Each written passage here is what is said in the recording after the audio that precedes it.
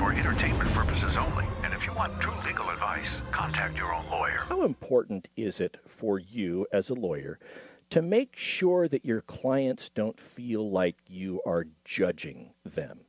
You know, as a criminal defense attorney, I hear this. Sometimes folks are a little reluctant to come in because they know they messed up. The last thing they want is to go and tell their story about everything that they did to their attorney. It's all protected, but then have somebody sit there and go, well, you idiot, what the heck did you do that for? It doesn't get anywhere, right? Doesn't help your case or anything like that. How important is it for your clients to know that they're not going to be lectured like a kid from a parent and stuff like that? Well, I think it's very important that they have the type of relationship that they need to have, considering what the legal needs are.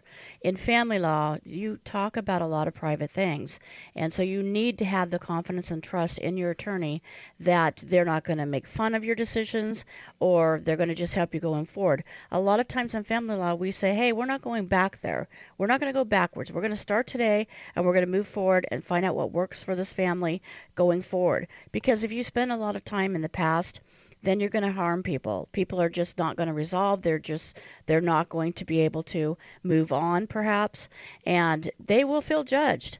And a lot of times when people say to me, I never should have done this, or I just say woulda, coulda, shoulda, let's move on. Because the reality is, all of us make bad decisions at one point in our life. All of us are guilty of making the best decisions that we know of, right? That may not work out. So I don't judge my clients. I actually don't feel like they want to be judged. I feel like sometimes they want to be heard by a judge, however, which is a very different position.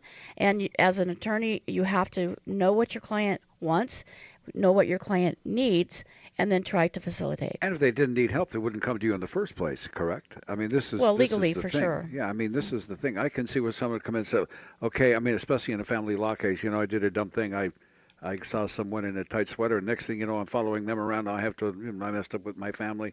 Who would want to confess those kinds of things to anybody?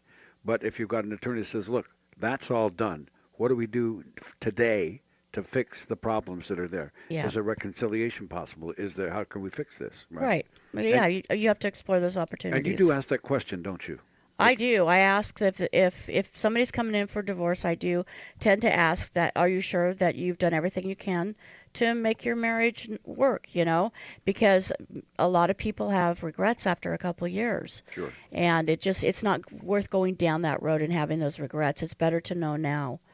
So I do ask that question, and believe me, I've had very successful reconciliations. I love that. And I do too. That's part of the satisfying part of my job. I don't think people recognize that enough about family law attorneys, especially.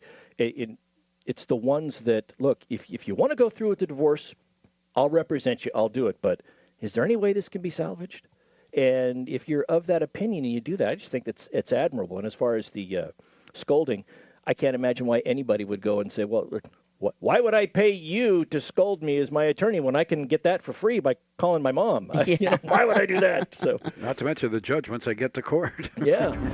Go to the website, radiolawtalk.com. That's radiolawtalk.com.